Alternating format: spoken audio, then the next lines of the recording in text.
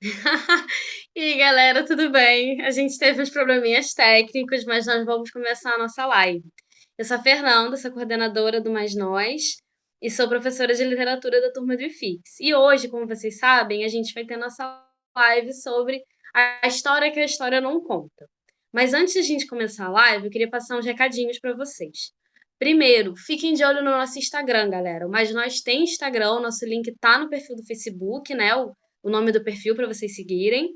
E a gente tem várias dicas sobre o combate ao coronavírus lá, então não deixem de seguir nosso Instagram. Aqui no Facebook a gente vai continuar postando as nossas aulas online, a gente vai continuar botando material para vocês. A nossa próxima aula vai ser uma aula de redação bem legal e bem interessante, então também não deixem de acompanhar a gente, tá bom? Agora eu acho que a gente pode começar a nossa aula, né? O Wesley já está aparecendo para todos nós, né, Wesley? Aí, galera. Ó, na luta é que a gente se encontra. Brasil. Tudo certo? Podemos começar? Acho que sim, amigo. Isso aí. Tava aqui Isso, tá ouvindo, aparecendo. Eu tô olhando aqui, está aparecendo. Pode ir. tava Manda aqui bala. ouvindo o samba da Mangueira, que inspira a nossa aula, né? A história que a história não conta. Espero dar conta dessa tarefa e dessa aula, de fazer educação popular online agora, né? Nós somos um movimento de educação popular, eu sou um educador popular e estou aqui, então espero que vocês perguntem, interajam.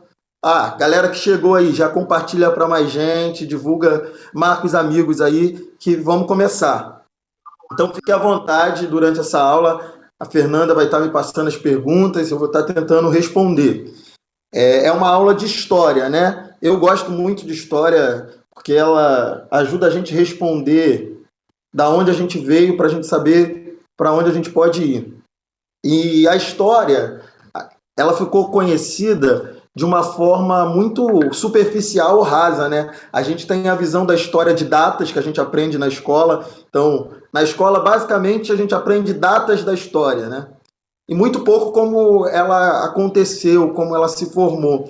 E a gente é muito influenciado pela ideia de uma história que vai acontecendo, né? Como se fosse um filme, se ela fosse linear, como se ela avançasse para algum lugar, né? Então, a ideia do progresso, como se a gente fosse progredindo, melhorando, melhorando, melhorando, é uma forma de ver a história, né? Como uma linha do tempo.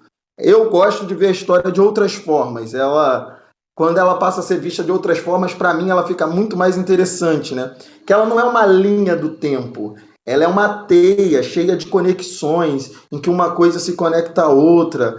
Ela não é linear, ela dá voltas e voltas e voltas. Ela sobe, e às vezes as coisas estão melhores, e às vezes as coisas, aquilo tudo que tinha avançado, melhorado e resolvido, volta a ser um problema e aí ela desce. Então, ela tem indas e vindas, assim. Então, ver a história dessa forma é perceber que ela tem vários personagens. A gente ouviu as histórias sendo contadas pelos grandes personagens, né? Então, quem eram os personagens da história? Era o rei. Quem era o personagem da história? Era uma grande figura, quando na verdade a história é feita por muitas. É uma participação de muitas mãos.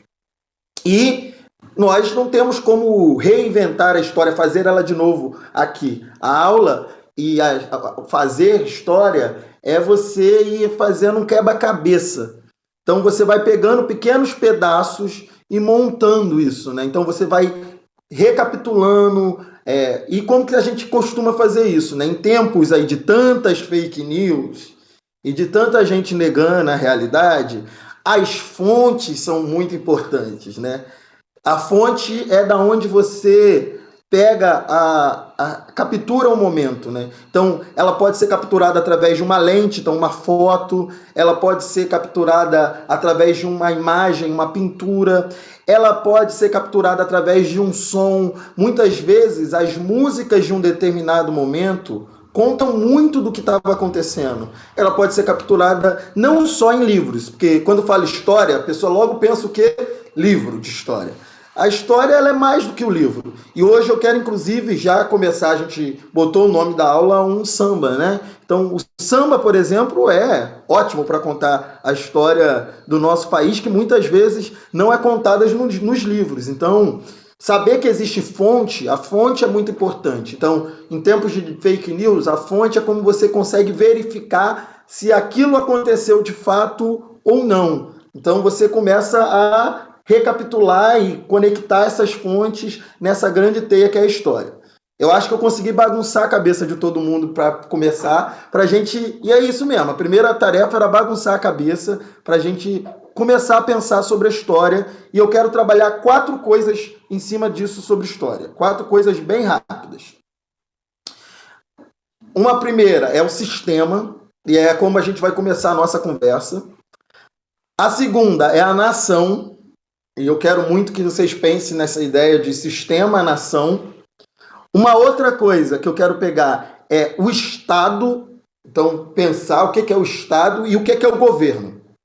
Eu acho que entender essas coisas nesse momento difícil, como a gente está vivendo, de uma crise em todos os âmbitos, econômica, social, e agora também uma crise, uma pandemia na área da saúde, mas a gente entender isso nesse momento é muito importante, como funciona o sistema, a nação, o Estado e o governo.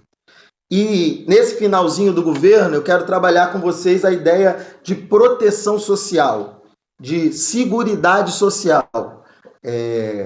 Na crise, a gente começa a perceber vários e vários problemas que são do nosso sistema, da nossa nação, do nosso Estado, e às vezes o governo pode colaborar para esses problemas continuarem e se manterem, ou pode fazer alguma coisa para o problema ser solucionado. Então, começando a brincadeira do que é o sistema, né? Se eu tivesse numa sala de aula, eu ia perguntar isso para vocês, assim. A gente vive em um sistema, né? Você que está aí no chat pode comentar. Quantos sistemas você já ouviu falar? O sistema que a gente vive é o sistema capitalista, né? Nós vivemos nesse sistema capitalista. Esse é o nome dele. E eu queria saber de vocês, assim, quantos sistemas vocês já ouviram falar? Vão comentando aí os sistemas, outras formas de sistema para além do capitalismo, porque elas existiram e elas existem, né? Esse não é o único sistema. Essa é a primeira coisa que eu queria desmontar. A gente cresce ouvindo uma mentira e eu faço questão de propagandear que ela é mentira, que o mundo sempre foi assim. O mundo é assim. O mundo sempre foi assim. Não é bem assim, não. Isso é uma mentira. O mundo, primeiro, essa ideia de mundo, né? Nós vivemos hoje uma crise global, onde a gente sabe o que está acontecendo na China, e depois o que aconteceu na Itália, e agora o que está acontecendo no Brasil, e o que acontece nos Estados Unidos. Essa globalização ela é algo também recente. O mundo não se conhecia dessa forma, não interagia dessa forma. O mundo das pessoas não era todo mundo, como a gente hoje consegue ter contato, inclusive através da internet, né? Então, o capitalismo, inclusive, é o primeiro sistema que ele consegue alcançar o mundo, ele consegue alcançar o globo. Ele é o primeiro sistema que faz isso. Antes, os sistemas funcionavam em pequenas partes, em regiões, tinham diferenças entre um lugar para o outro. Hoje, a gente tem um sistema capitalista organizado no mundo, um globo como um todo. No século passado, inclusive, o sistema capitalista dividiu o mundo com outro sistema que eram os comunistas, né? Eram divididas entre capitalistas e comunistas. Isso no século passado. Hoje nós vemos o capitalismo operando nesse mundo. Quando que isso começa? Eu falei que isso é novo, então isso começa aos 400 anos atrás, assim. Então, com a Revolução Francesa e com a Revolução Americana, são 2 marcos que colocam-se para isso, né? Então, as datinhas lá de 1789 e 1799 são os anos dessas 2 grandes revoluções. Também teve a Revolução Haitiana ali perto, que formaram esse novo sistema que a gente vive. Eu acho que vocês já devem ter sugeridos aí alguns nomes de sistema, mas tem isso. Tem os sistemas. O quilombo era uma forma diferente de sistema de organização social, o comunismo era uma delas. Tem algumas pessoas que propagam o bem viver, a anarquia é uma forma, uma proposta de um outro sistema. Então, a gente está aí começando a conversar que o mundo nem sempre foi assim. Mas como ele é agora, né? Agora ele funciona a partir da lógica predominantemente capitalista. Isso é, peraí, deixa eu modificar.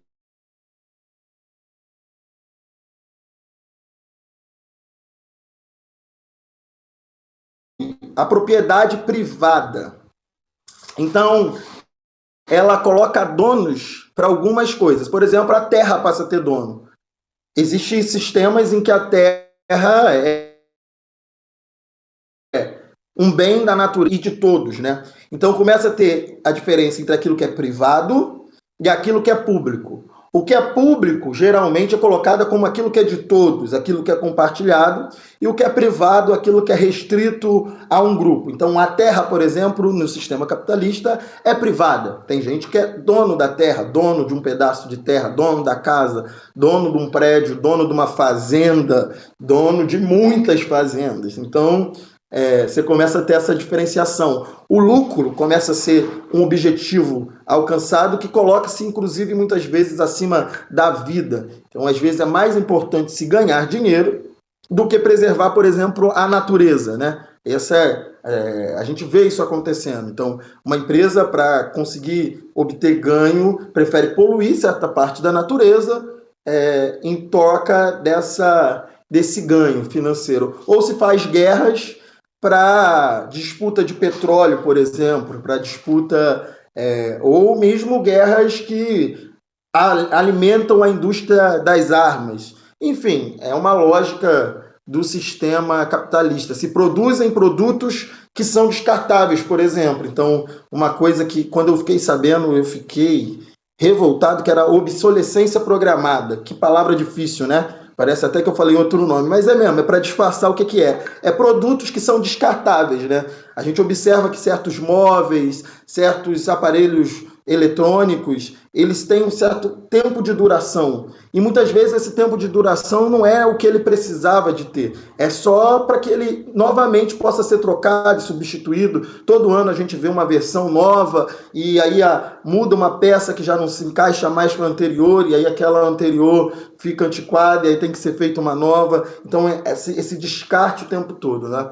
Então, você entendeu bem o que é o sistema, eu acho. Espero, estou tentando. Mas o sistema ele é feito para funcionar independente da nossa vontade também, né? Nenhum sistema é feito para que a gente fique pensando nele. É importante pensar no sistema, mas nenhum sistema é feito para você pensar nele. Observa, a gente tem o sistema respiratório, né? Então a galera que respira, ó, você respira, você não fica pensando, tem que respirar, tem que respirar, tem que respirar, tem que respirar. Não, você simplesmente respira. Porque sistemas são feitos assim, como um computador, né? Ele é feito para funcionar independente mesmo do que da nossa vontade. A gente está nele, mas a gente não opera o sistema. O sistema ele vai acontecendo e nos influenciando, e nós podemos influenciá-lo também. Enfim. E agora a gente vai para a segunda parte do nosso conceito, que é a nação. Então, nós estamos aí falando do mundo, né, quando nós falamos do sistema, mas quando a gente fala do Brasil, o Brasil está inserido no mundo, né? Ele fica nesse continente latino-americano. Então você pensa, eu vou chegar, olha que na nossa aula a gente vai chegar no seu bairro. Espera. A gente está pensando, então, que existe um sistema no mundo atual capitalista. A gente acabou de ver que ele é recente, tem 400 anos, comparado à idade da humanidade, por exemplo. Dizem que já existem seres humanos mais ou menos como nós há 10 mil anos. Então, 10 mil anos comparado com 400 anos é um sistema novo, né? Então, um sistema novo aí de 400 anos, que ele já dividiu no século XX o mundo contra o sistema, hoje ele domina o mundo e o Brasil, porque o Brasil está dentro dele. Então, O Brasil, a gente viu há muito tempo, é a nação brasileira, né? Essa ideia de nação brasileira. E eu queria trabalhar a ideia de nação. Essa ideia de nação ela é muito engraçada, né? Porque o Brasil é um punhado de terra, um pouquinho de terra. E como que começa essa história de nação brasileira? Na escola, lembra das datas que eu falei? A gente vai começar a entrar nisso. Na escola a gente ouve que ela começa em 1500. Em 1500 começou isso aqui, chamado Brasil, porque chegaram aqui alguns portugueses. Eu queria dizer que esse punhado de terra já tinha gente aqui antes, correto? Os nossos povos originários, que já estavam aqui há muito mais tempo e que tinham um nome que eles chamavam essa terra aqui que nós estamos. Eu queria saber se vocês sabiam o nome que alguns que era chamado aqui essa porção de terra que nós estamos. Os tupis, por exemplo, é o nome que eu estou usando como referência, eles chamavam de Pindorama.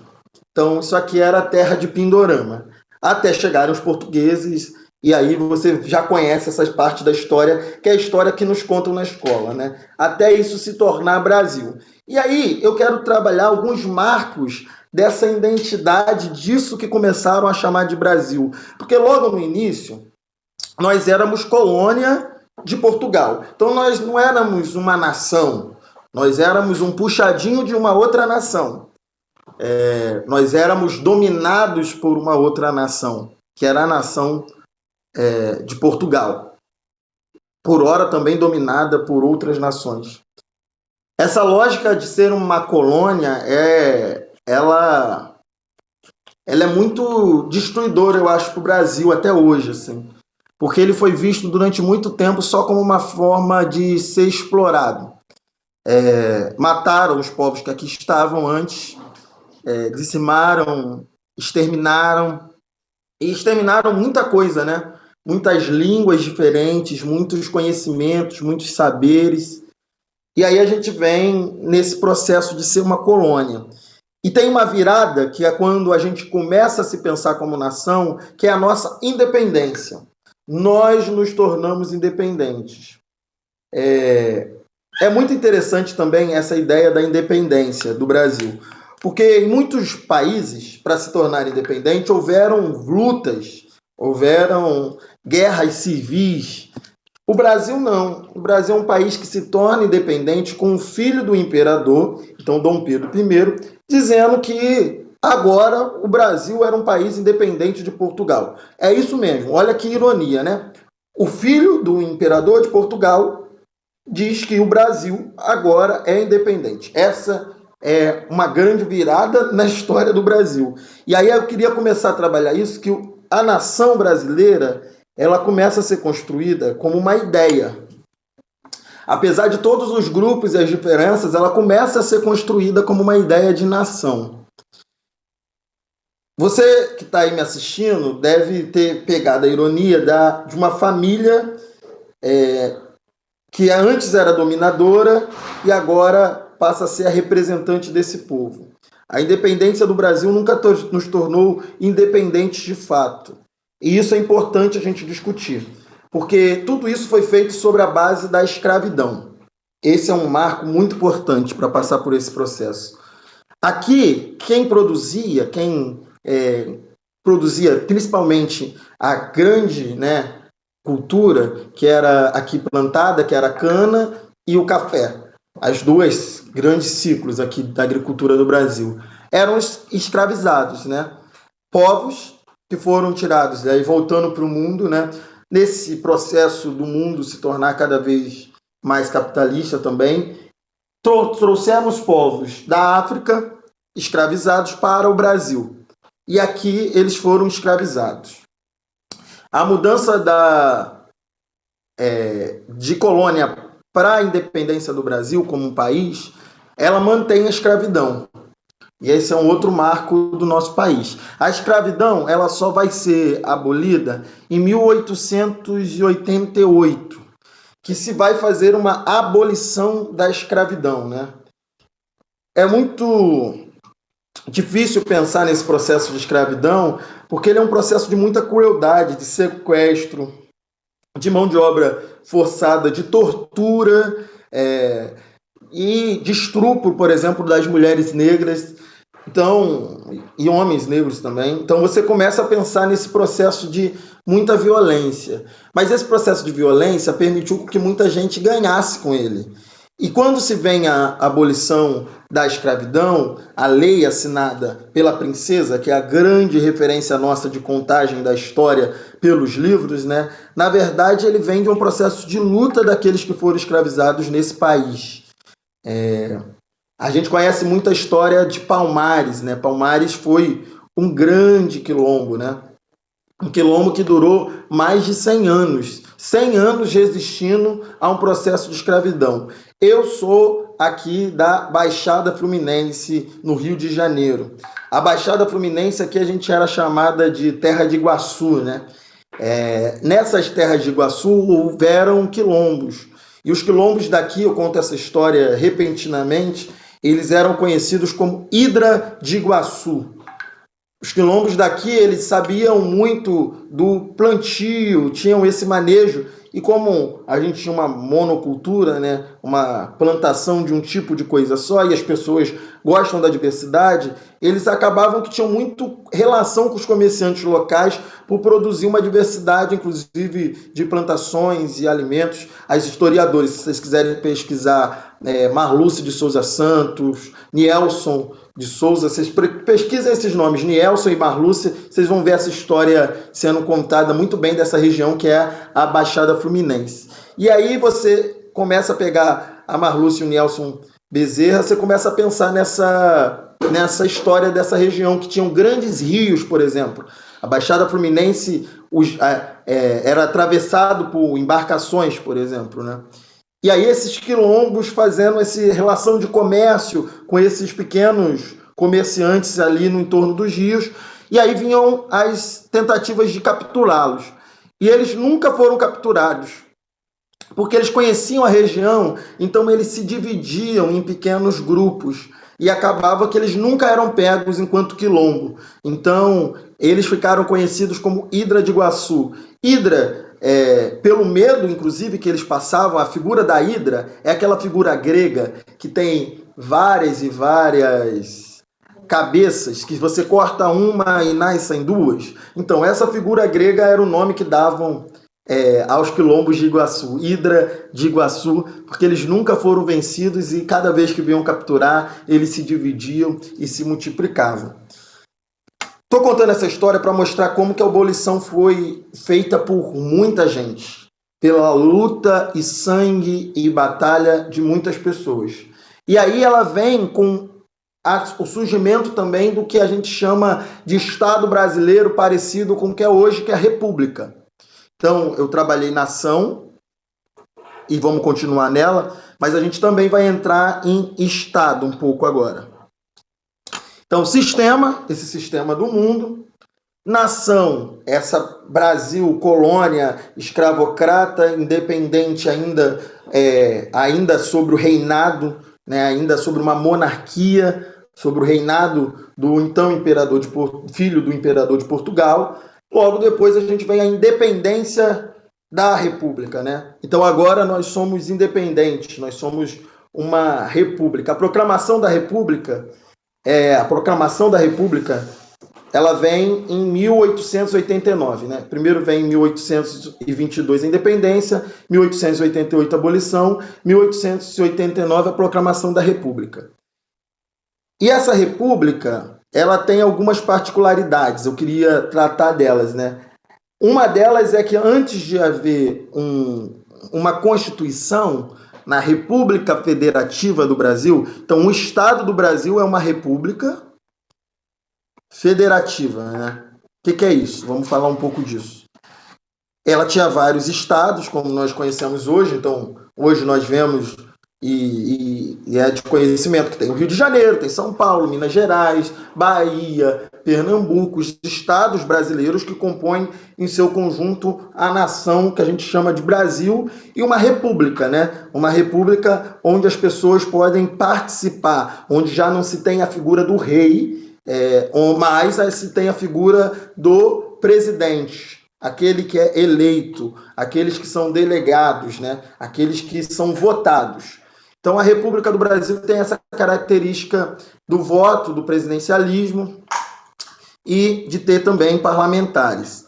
Essa república, enquanto república, ela tem que se conformar com um conjunto de leis e regras e normas. O Estado brasileiro é feito por um conjunto de leis, né? Ela tem os seus poderes, então o poder legislativo, que faz as leis, o poder executivo, então quem executa as leis, e o poder judiciário. Então são os poderes ali.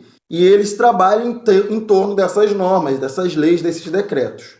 Uma curiosidade é que o decreto do Brasil, primeiro se fez um código criminal penal, para depois se fazer uma constituição. Então, o Brasil primeiro fez um código, é isso mesmo, você entendeu muito bem. O Brasil primeiro fez um código penal que prende, que estabelece regra, que estabelece punição, para só depois se fazer uma constituição que estabelece direitos, que estabelece o seu funcionamento. Isso tem a ver com uma lógica muito punitiva que o Brasil tem, inclusive com o medo daqueles que tinham acabado de ser libertos da escravidão. A escravidão ela não vem com uma compensação, como um crime aquilo que foi feito. Pelo contrário, ela vem reafirmando aquilo que foi feito. Então, a nação brasileira, a República Federativa do Brasil, em vez de condenar aquelas práticas, ela faz uma sequência, inclusive, de regras para combater aqueles que acabavam de ter sido libertos. Então, ela estabelece uma lei que impede o acesso à terra, por exemplo. Então, por mais que você tivesse dinheiro, então um escravo que conseguiu trabalhar e tinha algum dinheiro para comprar um pedaço de terra, não ia conseguir ter, porque ele precisava ter comprovação de renda para ter terra. E dinheiro é diferente de renda. Dinheiro é bem dinheiro é uma coisa, renda é bem durável. É aquilo que você consegue comprovar. E como um escravo recém-liberto ia conseguir comprovar sua renda. Então, dificultava o acesso à terra, criava a lei da vadiagem. Então, ao mesmo tempo em que foi trago mão de obra para conseguir sobreviver aqui no Brasil, estrangeiros de outros lugares da Europa, aqueles que estavam aqui antes nas plantações não conseguiram ocupar esses lugares, e aqueles que não conseguissem trabalho eram considerados vadios. Se estivessem na rua, reunidos, jogando a capoeira, eram considerados vadios e eram presos pela lei da vadiagem. Então, impediram o acesso ao voto, impediram o acesso a uma sequência de direitos sociais naquela época, para manter essa população sob o controle. O Brasil, e observa, eu fiz aqui algumas mudanças Brasil se mudou de colônia para se transformar em uma nação independente ainda sobre uma monarquia, e agora se vem a república, né? Mas todas essas mudanças são lentas e graduais e mantêm muito daquilo que era do movimento anterior. A galera que está aí, eu queria defender isso que eu estou falando aqui, dizendo o seguinte: nós estamos numa república.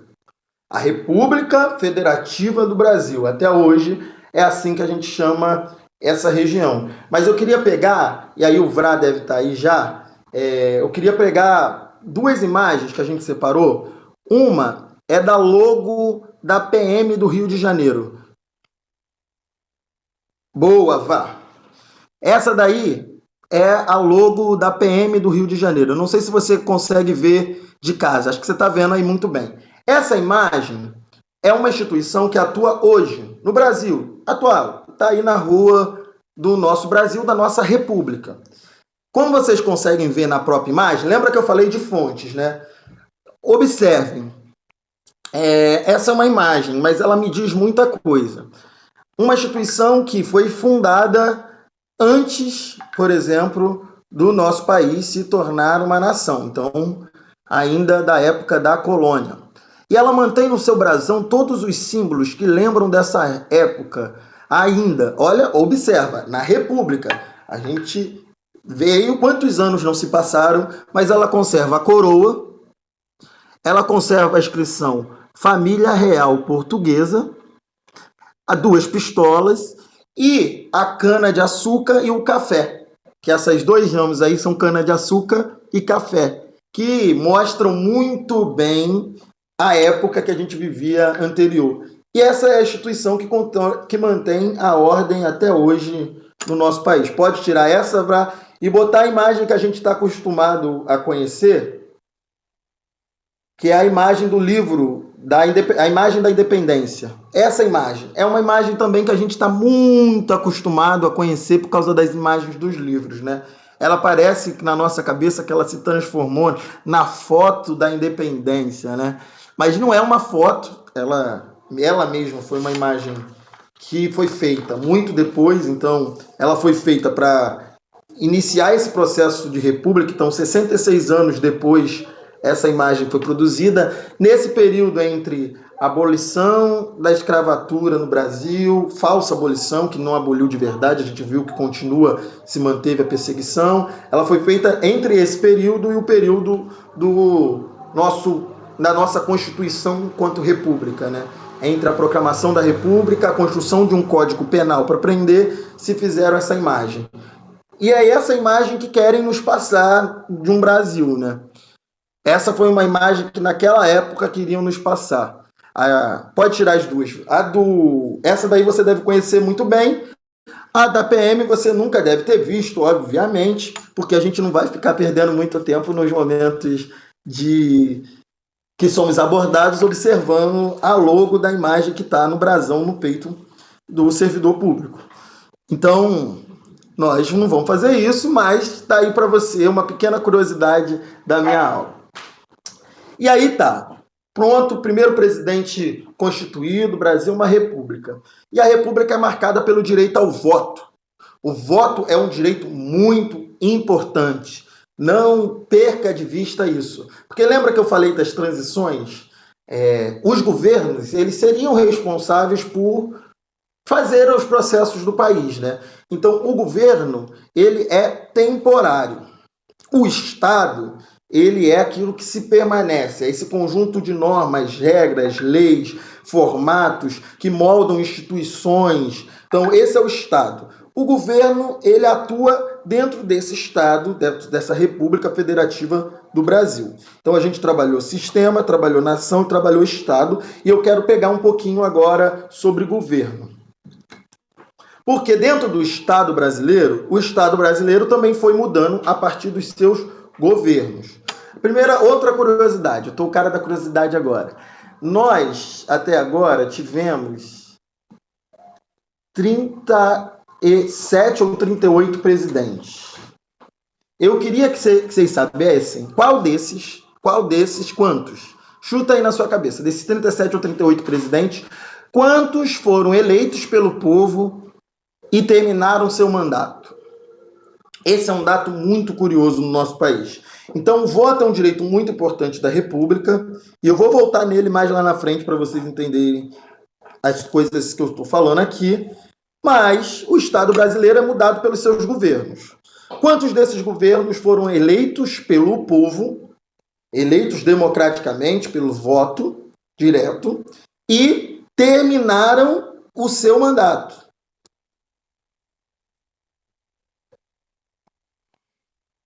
Chutaram aí? Chutaram? Tá. Vou falar então, entregar a pista de quantos? 12. 12 foram eleitos pelo povo e conseguiram terminar os seus mandatos. Alguns dos outros foram eleitos e não conseguiram terminar seus mandatos, e alguns deles nem eleitos foram ditaduras, como a gente vai falar mais na frente, ou eleitos indiretamente pelo Congresso. Então você começa a pensar, né? Quão frágil são o regime democrático brasileiro da nossa república, do nosso Estado, quão frágeis eles são. Um grande marco para o Estado do Brasil é a mudança de Estado, que chamam-se no livro de história de Estado Novo, ou Era Vargas. E eu quero falar dele porque tem tudo a ver com o momento que nós estamos passando. A Era Vargas, ela foi uma era que modificou muito o Estado brasileiro. Deixa eu beber uma água aqui para continuar. Vocês estão gostando, gente? Comente aí o que vocês estão achando dessa aula. Se está legal, se não está legal, se está dando para ouvir. Fernanda está aí acompanhando? Deixa eu beber uma água. 78 pessoas acompanhando. Sejam bem-vindos e bem-vindas.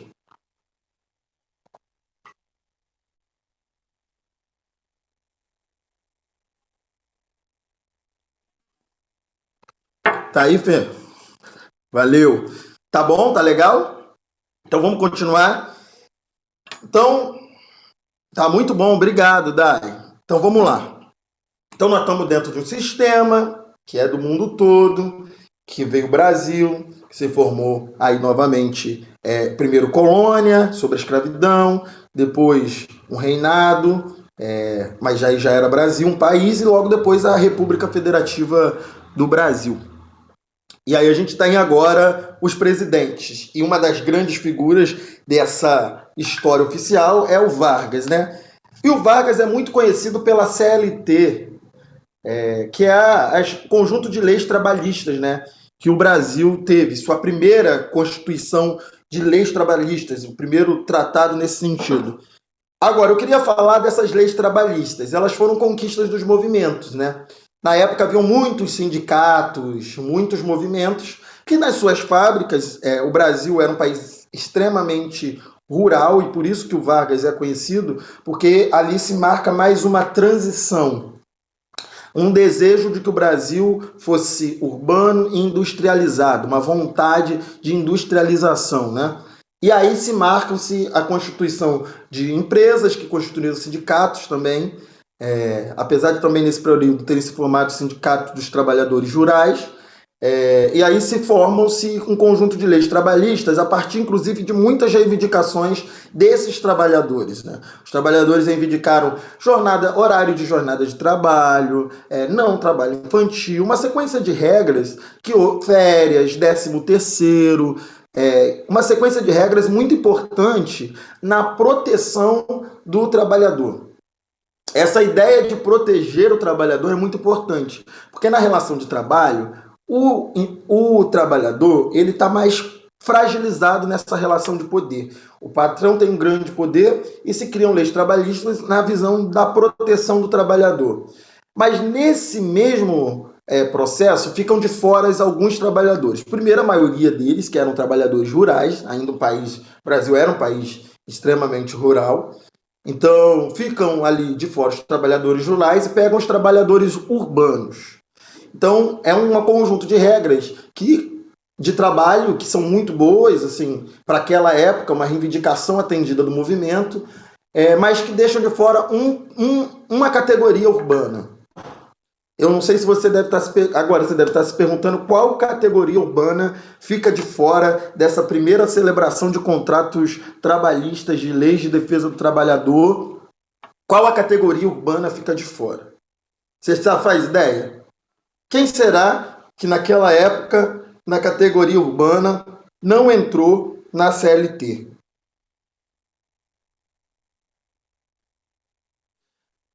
Ali na década de 43, né? Ali aquela década. Eu posso falar então agora, vou falar. Você pensou? As empregadas domésticas. Essa é uma categoria que a elas não é garantido os direitos trabalhistas. Eu sou filho de empregada doméstica, então, e hoje a minha mãe, inclusive, é universitária também. Faz pedagogia na UERJ junto comigo e eu fico muito feliz por isso. Esse é um dos motivos de eu fazer pré-vestibular e acreditar tanto nessa ferramenta que é o pré-vestibular, que é o Mais Nós. Nunca é tarde para realizar um sonho. Mas você vê que essa categoria é uma categoria que é muito fragilizada na história do nosso país.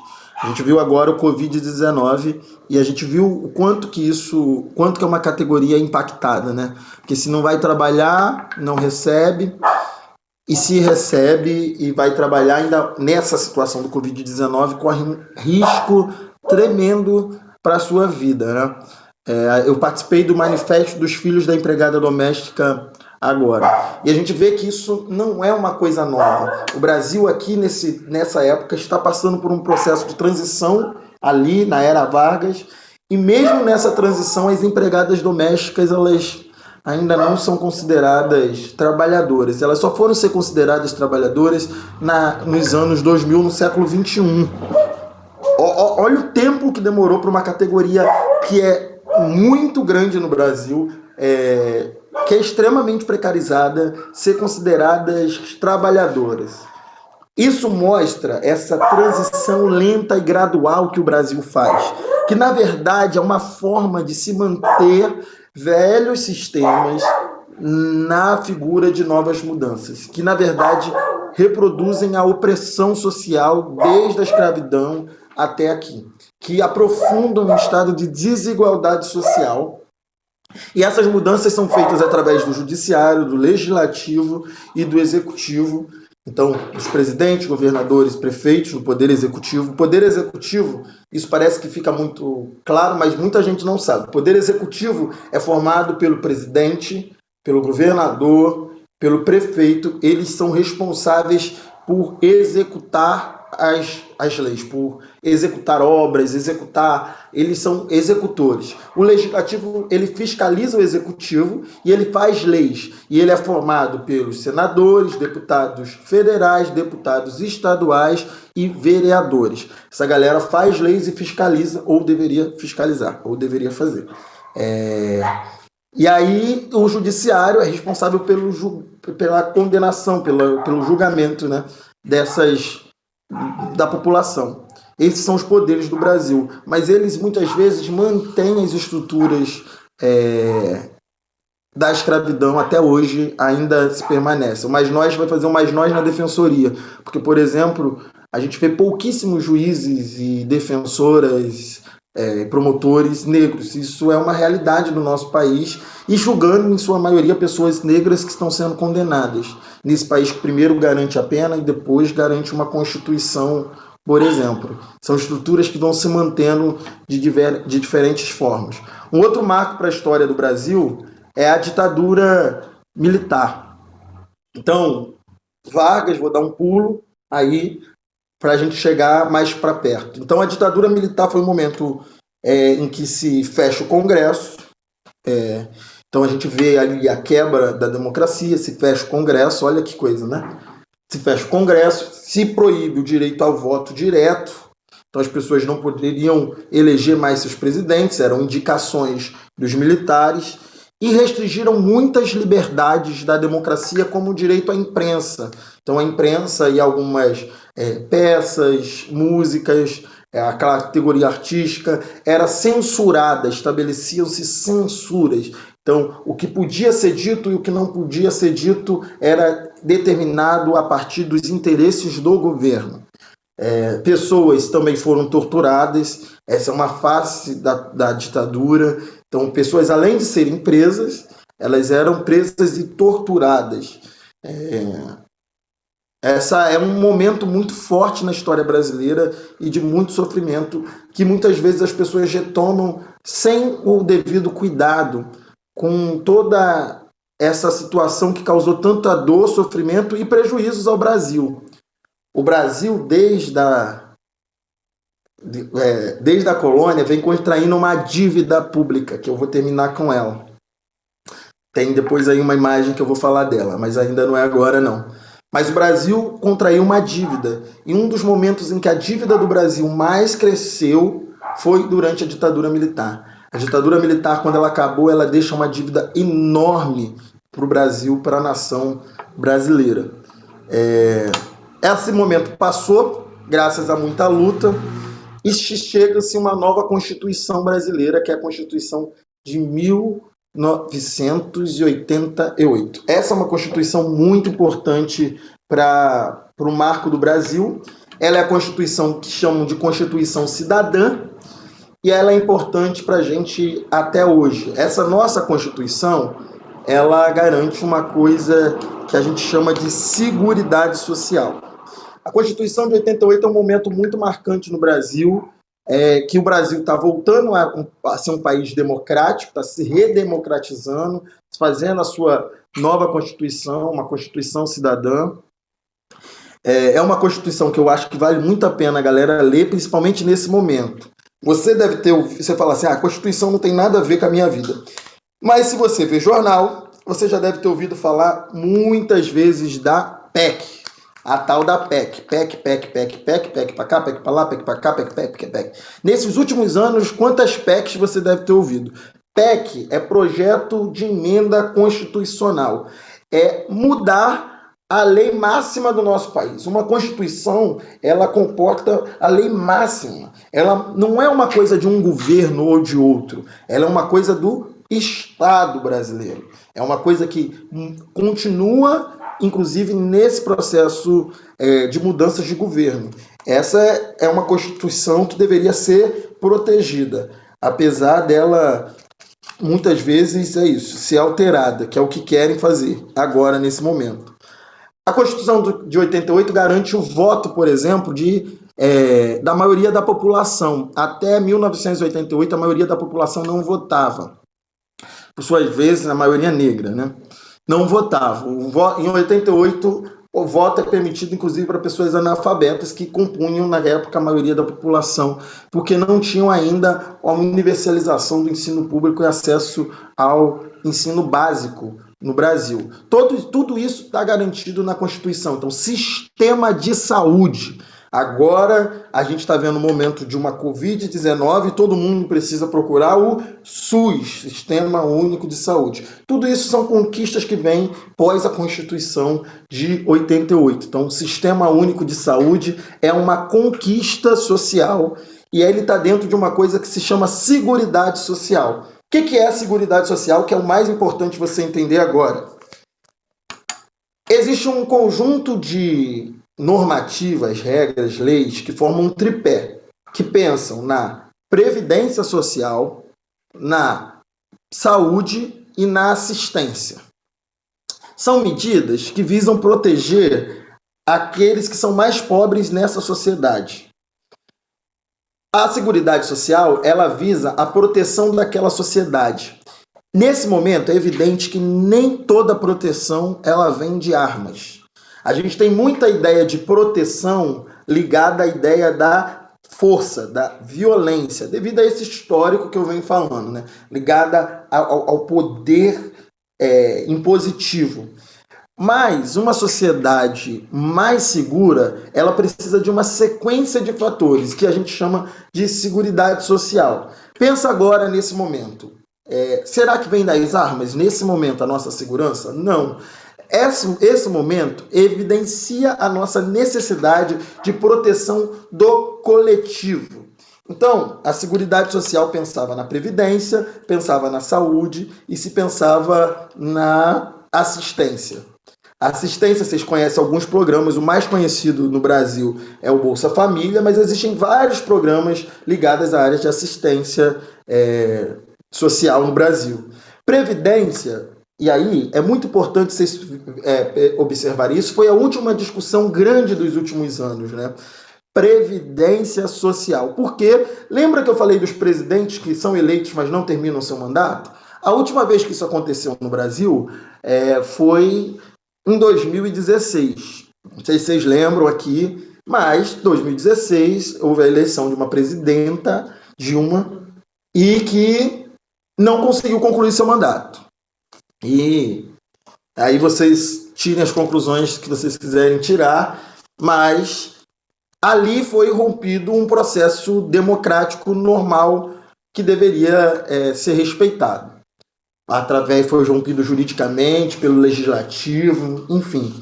E ali começa a discussão dessa reforma da Previdência. Lembra que eu falei isso? A Previdência era uma forma de proteger aqueles que trabalharam durante toda a sua vida ou aqueles que não podiam trabalhar. Então, aqueles que tinham alguma deficiência, sofreram algum acidente de trabalho muitas vezes. Quando a gente fica desempregado, tem um fundo de garantia e uma sequência de mecanismos nesse sentido. Então, essa conjunta de medidas compõe o orçamento público. O orçamento público ele tem o objetivo, e nessa Constituição, de garantir medidas sociais. Então, tem educação no seu orçamento, Brasil. Então, o que garante o investimento em universidades públicas, que é onde vocês querem chegar, e se Deus quiser, a gente vai conseguir chegar mesmo com todas as dificuldades do Covid-19. Fiquem calmos, vocês vão entrar na universidade, vai acontecer, e a gente vai tentar garantir as aulas, inclusive das formas que a gente conseguir online. Mas a universidade pública vem do orçamento público da nossa União. Ela distribui dinheiro para os estados. O orçamento da União é uma parte muito importante da execução da nossa sociedade, do funcionamento dela. E é aí que essas PECs, nos últimos anos, têm trabalhado. Elas querem modificar a lógica de orçamento. O Vrá, pode botar agora aí a pizza do orçamento. Eu vou mostrar para você uma coisa que talvez você nunca tenha visto, que é o orçamento do Brasil. A gente vai entrar agora no cofre brasileiro. Mentira. A gente vai mostrar só uma imagem. É uma imagem, mas ela fala do orçamento do Brasil. Esse é o orçamento brasileiro dos nossos impostos, né? Nossos impostos vão para algum lugar e eles são redirecionados. Eu vou abrir aqui também para acompanhar com vocês. Observa, essa parte roxa é a parte que é gasta em saúde, uma partezinha roxa. Essa parte laranja, tem uma parte azul e vem uma parte laranja, que é a parte que é gasto com educação. Tem uma grande parte verde, que foi aonde mexeram, tirando uma sequência de direitos dos idosos, principalmente, que eram os aposentados, né? E os aposentados agora a gente vê um momento difícil que eles vão encarar com essa Covid-19, né? Porque eles estão menos protegidos pela essa sociedade. E aqueles que virão também, né? Lembra que depois dessa reforma, parte de nós que somos jovens agora não sabemos se iremos conseguir nos aposentar devido ao aumento do tempo de contribuição. Porque esse orçamento da Previdência Social, essa é a parte que vem do governo. Mas a Seguridade Social também tem uma parte de contribuição do empregado, nós, quando trabalhamos, tem uma parte de contribuição que vai para a garantia dos nossos direitos trabalhistas. Então, uma parte desse dinheiro vai para isso. E o patrão também. É uma imposição que o patrão também é responsável por arcar com parte da seguridade, da proteção dessa nossa sociedade. E a outra parte vem do dinheiro do governo. Foi aqui que mexeram. E vocês veem uma parte grandíssima de juros e amortização da dívida. Vocês estão vendo aí 42,43%. Acho que esse dado é de 2019, se eu não me engano. Se não for de 2019, é de 2016 para cá. O orçamento não muda muito, mas essa é a característica de querem reduzir daqui da nossa Previdência Social. Mas em momento nenhum a dívida pública, por exemplo, do Brasil é questionada. A dívida pública do Brasil, ela se mantém durante muitos anos sendo pagos seus juros. Então, eu fico pagando a dívida, mas eu nunca concluo o pagamento dessa dívida, a ponto da gente não saber quem são os donos da dívida, quem é que compram essas dívidas do Estado, que o Estado fica permanentemente pagando. Alguns a gente sabe, inclusive, alguns são bancos que negociam-se dessa dívida, como o Banco Itaú e outros bancos. E aí a gente pensa, nesse momento, a gente tem visto muito governo atual, governo, falar sobre salvar os bancos, salvar os empresários. No Brasil, os empresários não precisam de serem salvos no momento comum, como nós temos visto acontecer antes do Covid-19. Mas há muito tempo se tem investimento em cima dos empresários. Os impostos na conta do Brasil são cobrados se cobra-se muito mais da classe pobre e da classe média impostos do que de ricos no Brasil. Os ricos quase não pagam impostos no Brasil. O Brasil é um ótimo lugar para se pagar poucos impostos, porque o imposto está sobre o consumo. Então, a mesma coisa que muitas vezes eu e você pagamos no mercado, é a mesma coisa, e no mercado tem os impostos ali, às vezes vale a pena dar uma conferida, é a mesma coisa que um cara de $1 bilhão, 1 trilhão, pagaria de imposto, né? Então você pensa o impacto disso no seu orçamento e o impacto disso no orçamento de um bitrilionário. É bem diferente. Enfim, esse é o gasto com a Previdência. E é aqui que é isso que está acontecendo no nosso país nos últimos anos. Então nós estamos em 2020, desde 2016 se vem mexendo no Estado brasileiro. E agora a gente tem a Covid-19. A modificação do Estado brasileiro, pode tirar da tela, Vá, é basicamente para acabar-se com essa função do Estado. Existe uma galera que não admite, outros admitem, o Paulo Guedes é do tipo que admite, que eles desejam acabar com o Estado brasileiro, eles querem um Estado mínimo. Então, um Estado que gaste pouco com todas essas coisas que eu estou chamando de proteção social. E por isso a gente vê uma sequência de cortes e modificações. Então, a gente tem as modificações das leis trabalhistas que aconteceram nos últimos anos, a gente tem a reforma da Previdência, a gente tem a tentativa de reforma da educação, a reforma do ensino médio, a gente tem a tentativa de corte na educação e a gente tem o pacote do Moro, que é um pacote penal para aumentar pena, como nós vimos no Brasil, isso é um histórico, porque toda vez que eu tiro direitos sociais e segurança social, eu preciso necessariamente aumentar a repressão, eu preciso necessariamente voltar a punir. Eu queria dizer nesse momento final que nós estamos enfrentando então uma crise e eu falei de história, eu queria terminar minha aula falando sobre isso, sobre a história. A história, ela é feita por humanos.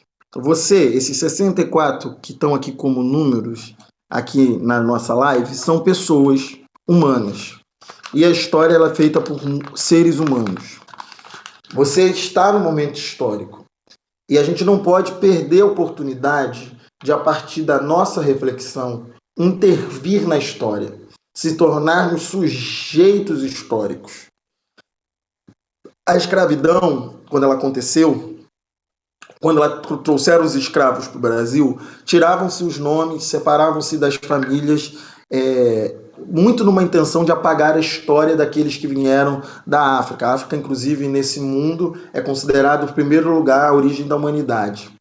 Você precisa tirar a história de alguém para você conseguir dominá-la e oprimi-la. Porque só seres humanos têm o privilégio de contar a sua história. Então, observe. Você provavelmente não deve ter uma foto, se você tem um animal em casa, você não deve ter uma foto do seu bichinho de estimação. Não, do seu bichinho tudo bem, mas você não tem uma foto da avó do seu bichinho, tem? Você não tem a certidão de nascimento do bisavô do seu bichinho ou do avô dele, nem mesmo dos pais dele, talvez. Você não tem a história desse bicho contada em algum lugar. Porque só seres humanos contam história. E isso é muito importante a gente entender, para a gente entender que estamos num momento histórico e que nós somos convocados a intervir na história. Eu sugiro para você, nesse momento, pensar sobre isso e agir. Seja um ser humano que seja sujeito da nossa história nesse momento. Defenda o SUS, defenda a universidade pública, defenda a segurança social do coletivo, dessa nossa sociedade que a gente tanto precisa. Eu acho que é isso, tem algumas perguntas e esse é o recado que a gente tem que dar. Defenda os direitos trabalhistas. Quando você pensa que se agora pessoas que não vão poder trabalhar devido a essa crise não vão ter alimento para sustentar suas casas. E é por isso que o governo precisa investir dinheiro em garantir que essas pessoas tenham alimento e condições de sobrevivência mesmo durante o Covid-19. Pense quanto importantes são os direitos trabalhistas e como eles foram mexidos nos últimos anos e como é fácil hoje ter uma demissão em massa como é proposta de parte dos empresários, porque preferem ver pessoas morrerem do que garantir a segurança dessa sociedade. Mas é isso. Tem pergunta aí, Fernanda?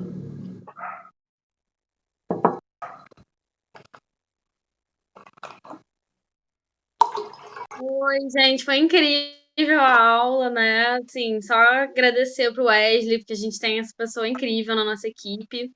Galera, assim, pergunta, pontos de interrogação, a gente não teve, mas a gente teve muitas e muita participação na nossa É aula. mesmo? Sim, a gente teve comentando todos os fatos, sim, colocando informação, inclusive, pra gente. Informação, né, Rogério? Formação de verdade. O pessoal participando muito ativamente, né? Mas perguntas, dúvidas exatamente, pelo menos no comentário a gente não teve. Não sei se a nossa equipe de comunicação vai colocar na tela para a gente ler esses Isso aí, eu comentários. tô vendo algumas aqui agora. Isso. Coloca aí, quero ver alguns comentários. Vamos ler então.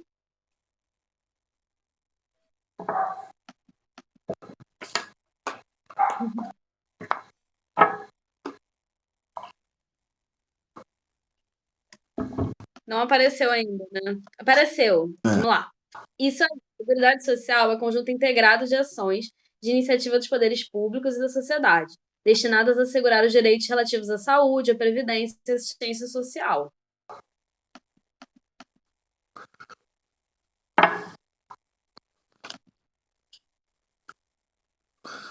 Quer ir comentando, Wesley? Não, eu tô pensando nos sambas. Eu sugeri o da Mangueira de 2019 é muito bom, mas tem também o Kizomba, Festa da Raça, que fala muito desse momento de 1988, que é quando o Brasil reconhece que houve racismo. A Constituição de 88 é a primeira a considerar que existe racismo no Brasil. Essa é uma conquista, porque até então diziam-se que no Brasil isso não existia, que aqui a gente era, todo mundo tinha várias raças e era uma mistura e que era tudo bem.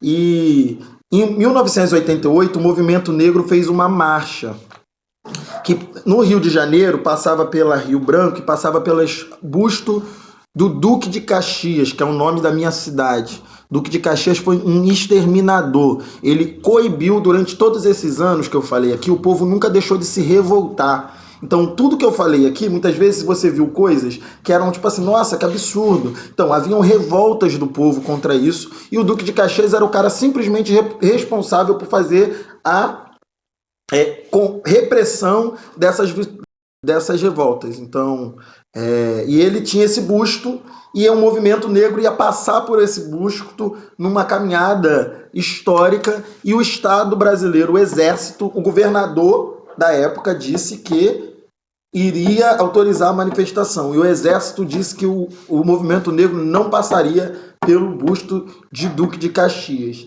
Então esse é um momento, inclusive, para os negros, muito importante de afirmação de um país que não tá, de um Estado que não está baseado na história oficial, mas que o nosso Estado é fundado em Zumbi. Então tem o samba do Martinho da Vila, que é uma coisa maravilhosa, que zomba, Festa da Raça. É um samba enredo de 1988. Muito bom. É um dos maiores samba-enredos, né, da história do carnaval. É um dos maiores samba enredos. Maravilhoso. Assista. Que zomba. Bota no YouTube. Ah, samba Tem outro. conta. Fala. Fala, fala. Não, eu vi aqui outro comentário. Tatalon dirá, samba da Grande Rio, cantando a história do Joãozinho da Goméia. Muito bom. O samba conta mais a história do Brasil, muitas vezes, do que o livro, confia. E a gente só não pode deixar essa história ser constada de carnaval em carnaval. Teve uma pergunta da Eliane Santana. A pergunta dela foi: o que aconteceria se hoje tivéssemos novamente uma ditadura? Olha, eu acho que não dá para transpor a ditadura daquela época para agora. Mas ditaduras são processos de fechamento de liberdade democrática. Vamos dizer assim. Então pensa que todas as liberdades democráticas que você tem, que nós temos, direito ao voto, direito a expressar opinião, direito a... são aos poucos retirados. Então, a ditadura faz esses processos. Repressão policial, contém direito à manifestação, censura, aumenta o poder bélico, né? Então, poder das armas. Enfim, são coisas que acontecem numa ditadura. Inclusive, eu acho que nós estamos caminhando para processos de fechamento de regime, tá, Helene? Eu acho que nessa transição que querem fazer para o Estado ser cada vez menor, estão fazendo coisas que, para mim, atacam a democracia, atacam esses direitos. A gente tem cada vez escolas mais militarizadas, a gente tem censura de livros em diversos lugares, tem censura de filmes, censura de exposição de museu, a gente tem declarações favoráveis à ditadura, ameaças ao Congresso, manifestações chamadas em defesa do fechamento do Congresso. Então, eu acho que a gente está vendo um pouco coisas que poderiam acontecer que caminham por um caminho menos democrático. Sim, né? E eu acho que é importante, teve um comentário que ressaltou isso, né, Wesley, sobre uma das coisas que a ditadura militar fez foram os atos institucionais, e um deles, o número 5 que institucionalizou a tortura, né? Tornou que se pudesse, porque é óbvio que tortura é prática de Estado, mas é sempre feito por baixo dos panos, né? Continua sendo feito.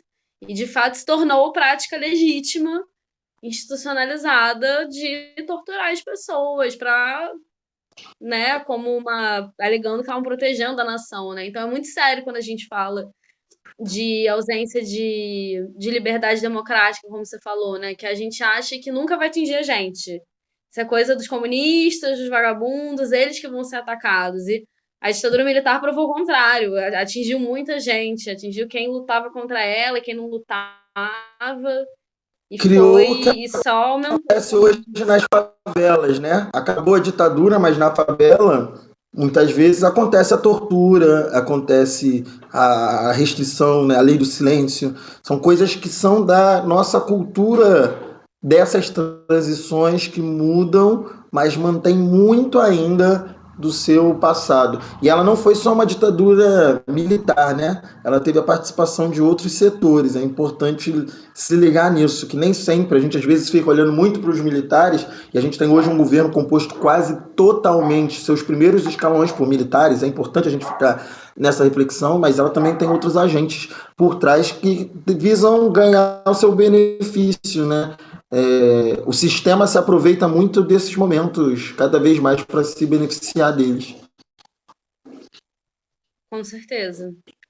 Eu não sei se a gente tem mais uma. Tem uma pergunta. Temos mais uma pergunta. Calma, gente. Aqui a coordenadora é lesada com tecnologia. A professora aqui é lesada. Teve a pergunta do Fernando Nicolas. O que podemos fazer não só para defender a democracia, mas fazer com que ela exista de fato? Boa!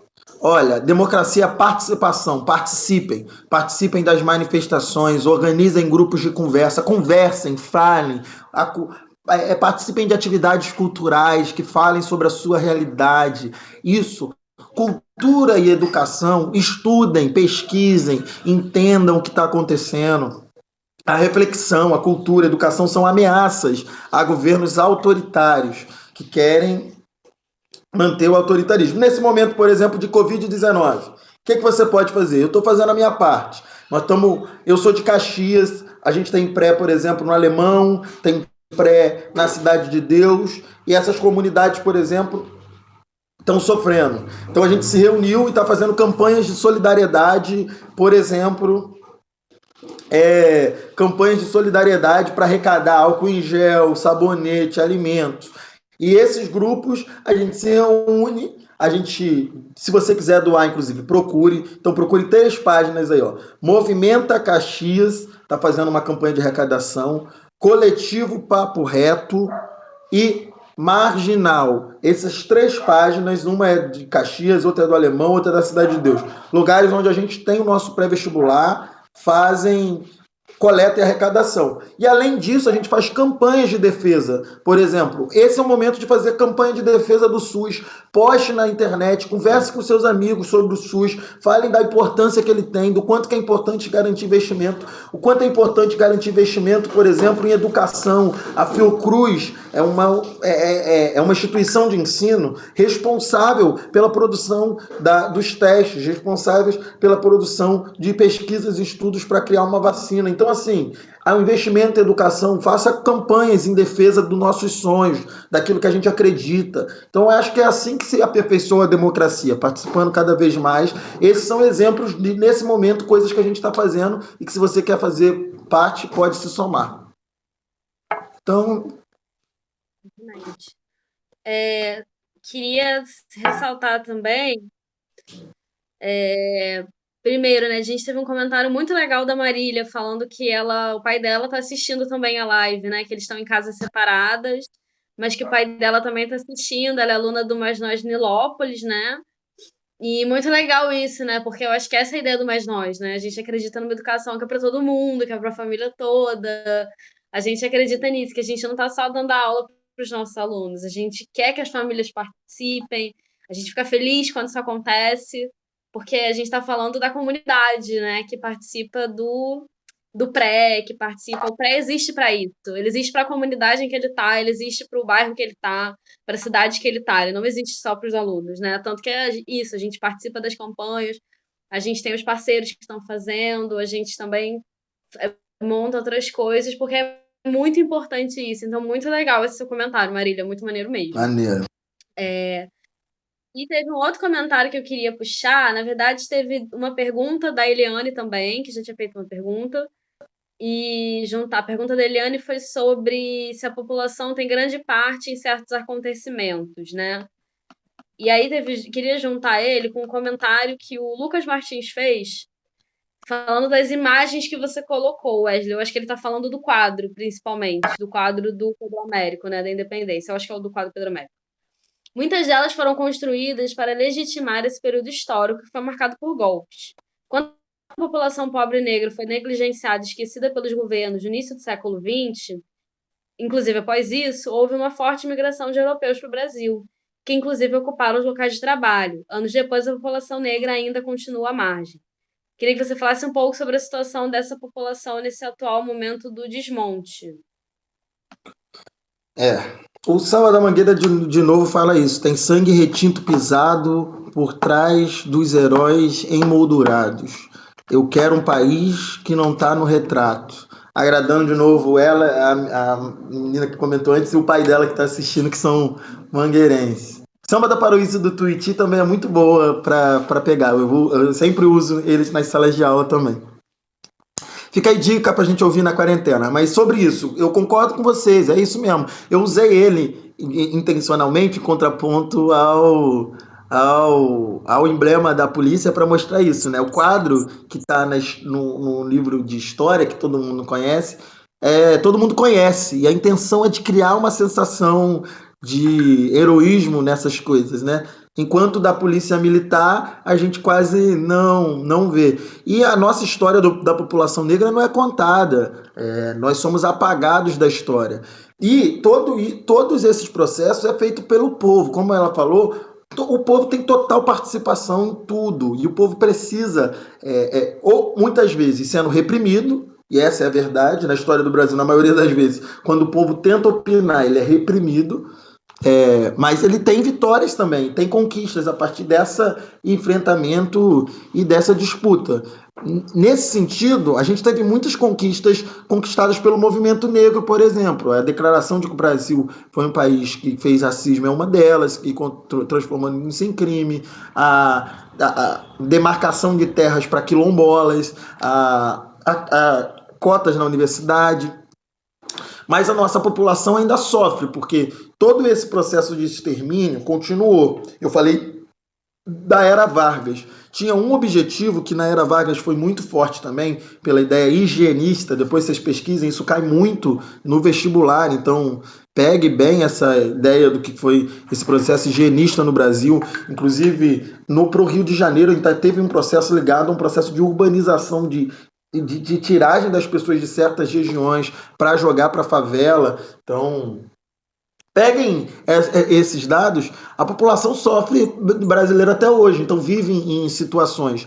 A população de favela, por exemplo, vive em uma situação de não ter acesso a saneamento básico, a água, por exemplo, nesse momento que é tão importante lavar as mãos. A população ocupa os piores espaços de emprego, como eu falei, empregada doméstica, um emprego muito conhecido pelas mulheres negras no Brasil. A população é presa, então lembra que eu falei recorrentemente dos códigos penais. A população negra hoje no Brasil está dentro do sistema carcerário, presa e muitas vezes contaminada com várias doenças devido a esse sistema carcerário precarizado que a gente tem, né? Porque se não querem investir em saúde, educação, imagina pensar em quem está preso. Então, essa é a lógica que impõe e que bota sofrimento. A população negra sofre até hoje com extermínio. Eu sou um menino negro, para mim estar tá aqui falando é uma raridade. A maioria dos jovens negros da minha comunidade estão morrendo, estão sendo assassinados. Eu moro numa favela. Então, assim, estão sendo mortos, e é isso que a gente vê. E esse processo de extermínio tem a ver com essa ideia que se mantém até hoje. O racismo no Brasil, ele é estrutural, e é isso que a gente diz quanto estrutural. Lembra que eu falei do sistema, que ele acontece, independente da gente pensar sobre ele, ele continua acontecendo, o racismo no Brasil, a partir das instituições. Aquilo que eu botei do logo é um logo de uma instituição. Essa instituição é a que a gente vê mais no front, que são homens negros matando homens negros e morrendo. Então, é esse processo de extermínio que a gente está falando, que é o que o Lucas, né, pediu para mim comentar. Essa é a situação dessa população. Essa é a situação dessa população. E que a Covid-19 só vai piorar, porque cresce cada vez mais o desemprego, porque os patrões querem mandar embora as pessoas, não entendem a importância de preservação dessa nossa sociedade nesse momento, porque essas pessoas são vistas como descartáveis até hoje, porque até hoje essas pessoas não são consideradas seres humanos. E é essa mensagem que a gente dá quando a gente simplesmente não se importa com a situação dessas pessoas. Enfim, minha, né, do nosso povo. Mas o nosso povo é forte, a gente vai sobreviver. Eu sempre reafirmo isso em toda a minha fala. A gente sobreviveu todo esse processo, a escravidão, a ditadura, nós sobrevivemos. Não vai ser esse processo agora que vai acabar com a gente. Como diz alguém aqui que eu não consegui ler o nome, resistência ao sobrenome do povo negro. É isso, gente. Bom, hein? A gente tem mais dois comentários que a gente lê. Eu queria comentar uma coisa que você falou também, mas ler bem rapidinho. E aí eu acho que a gente vai encerrando. Boa. Estou só esperando a nossa incrível equipe de comunicação colocar na tela. Tá mandando bem mesmo, hein? Resistência ao sobrenome, isso, o comentário que você fez, né, Wesley? Resistência ao sobrenome do povo negro. Mas a gente teve um comentário, eu acho, da Milena, que eu acho que vai aparecer a qualquer momento. A educação, Milena Pimenta, a educação é a maior arma contra o fascismo, né? A democracia depende da nossa luta. Boa. Com certeza, né? E eu fiquei pensando, né, Wesley, quando você falou da independência do Brasil, eu fico sempre pensando que a gente sempre comenta o absurdo que é que passou de pai para filho, né? Não teve mudança de poder nenhum. E eu penso que é sempre muito interessante que a gente não conhece a história de Portugal. E a gente nunca lembra que quando passou de pai para filho, que o Dom João VI teve que voltar para Portugal, porque os portugueses estavam fazendo uma parada chamada Revolução Liberal. Os portugueses estavam querendo transformar Portugal numa república, levar os ideais da democracia. E eu não falo isso para dar nenhum valor, dizer, ó, que portugueses incríveis. Não é esse ponto que eu quero chegar. O ponto que eu quero chegar é a colonização se mantém porque é projeto. Porque os portugueses não eram uma nação que estavam fora da grande discussão mundial sobre república e acabar com as monarquias. Portugal estava discutindo isso. Mas para eles, eles queriam isso. Para a gente, eles queriam que a gente continuasse colônia. E não é por acaso é a nação da Europa que teve colônias por mais tempo, né? Angola e Moçambique só se tornam independentes e outros só vão se tornar independentes há pouquíssimos anos, há pouquíssimas décadas atrás, né? O E Brasil diga-se, foi o último a abolir a escravidão. então, né, a gente tem isso em mente como é um projeto, né? Como não é falta de debate, não é falta de entendimento, é um projeto. Portugal já queria, já debatia se tornar uma república, mas manteve a escravidão no Brasil e queria que o Brasil continuasse um império com o rei que é um poder bem mais centralizado, né? E você falou do quadro. Eu acho esses quadros sempre muito interessantes, porque tudo é uma construção, né? As pessoas falam. Hoje em dia as pessoas comentam muito esse quadro do Pedro, que se não me engano é o do Pedro Américo, e sempre comentam como tudo nesse quadro não existe. Tipo, a casa que aparece no quadro foi construída 3 anos depois. O cavalo branco de Dom Pedro I não era um cavalo, era uma mula, porque é muito mais fácil viajar de mula do que de cavalo. Então isso significa o quê quando a gente pensa nisso, né? Que a história é uma construção. Ela é uma construção, tanto quando a gente vai tentar recuperar, a gente inventa o que aconteceu, né? As coisas podem não ter acontecido exatamente daquele jeito, quanto que a gente constrói ela. Se ela é uma construção em todos os sentidos, a gente pode construir ela do jeito que a gente quer. A gente pode fazer o que a gente quer dela. A gente é agente histórico também. A gente constrói a história, como a Eliane fez a pergunta. E eu acho que é isso que a gente tem que sair daqui com muito em mente, né? Além de todo o conhecimento que você passou, a gente ter sempre isso, que a gente constrói, a gente é agente histórico, nós somos agentes históricos também, né? Isso é super importante. E aí, vamos fechando nossa aula, Wesley encerre as Ah, não, outras. fechei. Foi ótimo estar com vocês, assim, experiência incrível. Primeira live que eu faço de dar uma aula tentativa. É, Queria estar com vocês presencialmente, eu gosto disso, gosto da educação popular, a gente não pôde estar. Fiquei feliz, assim, acho que foi incrível, espero que vocês tenham gostado também. Acho que ela vai ficar aqui, né, Fê? Então, Eu compartilhem acho para que ela mais continua disponível. isso, É compartilhem a para mais live dos dois professores que não entendem de tecnologia, tá ótimo. Mas deu tudo certo. e mandem também. Vai ter uma próxima aula, né? Quinta-feira, não é? Sim, é isso que eu tenho que falar também no final, né, gente? A nossa ideia é conseguir fazer aulas terça-feira e sábado.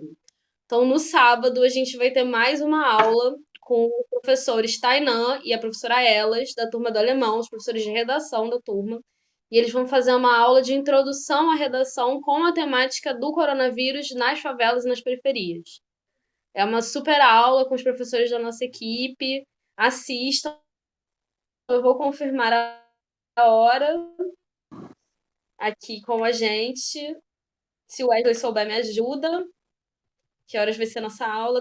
Tudo ao vivo, galera. É isso aí. A nossa aula vai ser, então, 13 horas. 13, não, 15 horas. 3 horas da tarde, de sábado, 28, né? Introdução à redação Coronavírus nas favelas, com os nossos dois professores da turma do Complexo do Alemão. Galera, assistam, vai ser excelente. É isso. Valeu, galera. Tamo junto. Gente, obrigada.